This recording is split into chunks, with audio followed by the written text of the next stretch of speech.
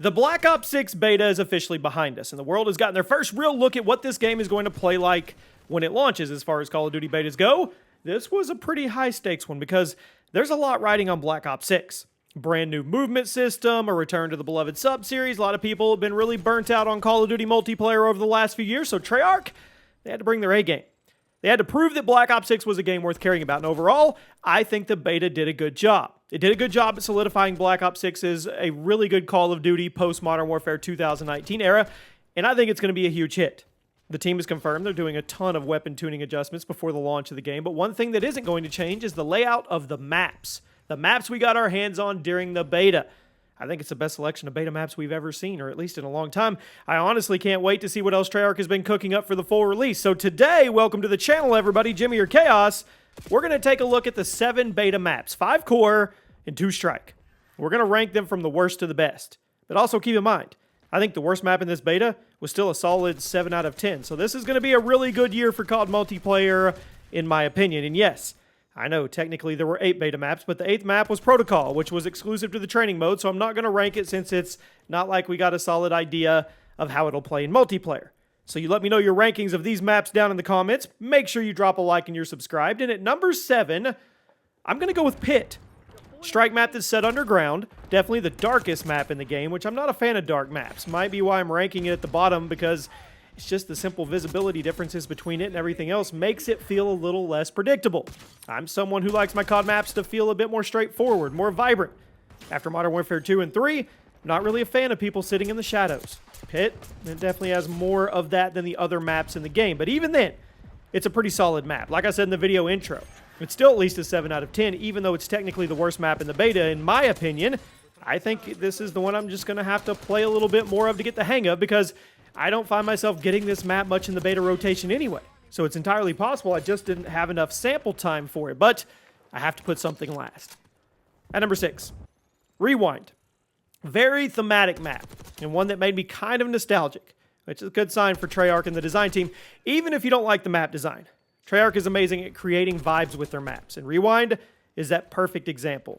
This map has you fighting in and around a big video store similar to Blockbuster, which I really hope most of you watching this video have some personal memories of. The map is pretty long. There's a lot of outdoor areas, but the indoor sections get pretty crazy, and when the hardpoint hill is in the middle of the store, you have to be on your toes. You don't want to get blown up from every angle. The alleyways around the store are pretty interesting, and to my understanding, this is all going to be part of the zombies experience too, which I think it actually fit way better than the multiplayer. It's not to say it's a bad map, because, like I said before, every map in the beta, 7 out of 10. But this was one of my least favorite maps to play on. I'm really not sure why. Maybe it was the long alleyways, maybe feel like I was running around a bit more than the other maps. Then again, the combat was good. It gave me really solid Black Ops Cold War vibes in terms of the way the map was laid out, which is a good thing because Black Ops Cold War generally had decent maps. I think it's the 6th best map in the beta. At number 5, Scud.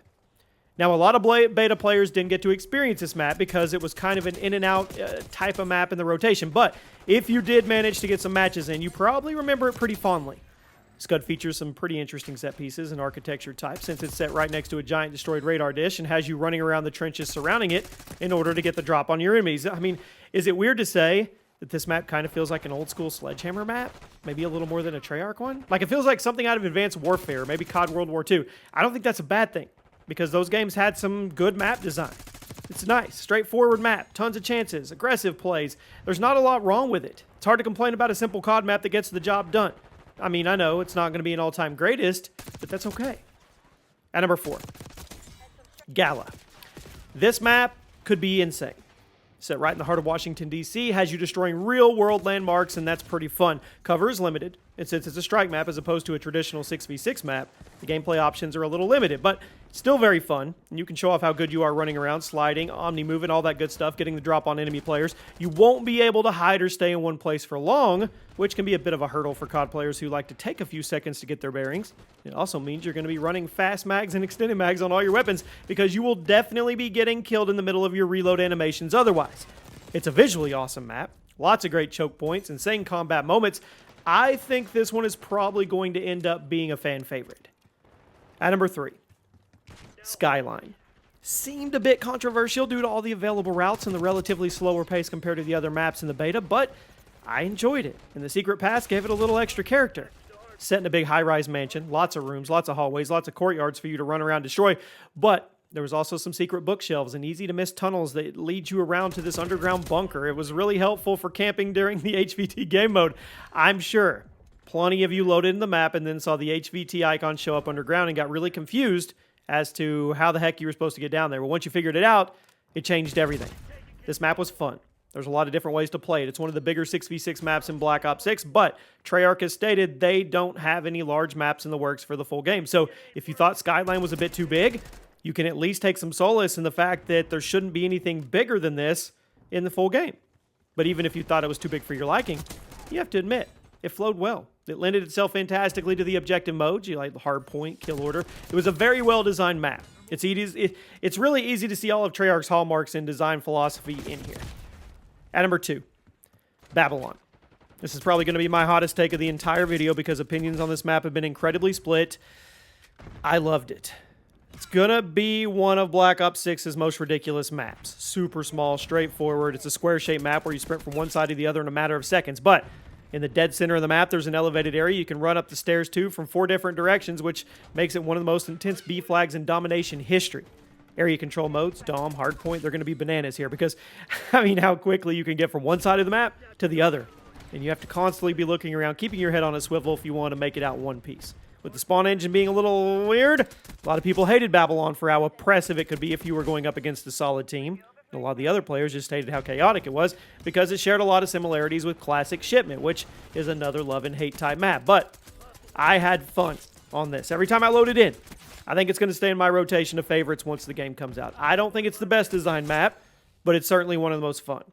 But if we are talking about the best design, I think that title goes to number 1. The best beta map so far in Black Ops 6 has to be Derel. Fantastic example of why people love Treyarch map design. This is the map that had all the trains around the battlefield. You have to weave in and out of them as you make your way from end to end while you try to control the 2 buildings on either side of the map. Those would give you some great positional advantages over the other team. Derelict was everything you want from a Call of Duty map. Stealthy routes, direct routes, high ground, low ground. You can play it really any style you want to. If you want to rush the enemy team over and over, you can do that. If you want to stay off the radar and try to sneak around the whole match, you can do that.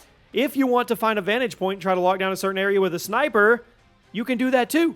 And then there's the objective point, keeping people moving like hardpoint, domination. It makes a strong argument for being one of the best maps Treyarch has designed in the last decade. Even with the spawn engine being a bit messed up for the beta, I thought the map flowed good. The lighting was perfect. You rarely had people hiding in plain sight and being sentinels. In my opinion, it's the best map in the beta. Makes me excited to see what other stuff Treyarch has in the works. Let me know where you guys agree or disagree. Rank them yourself in the comments, and I'll see you soon.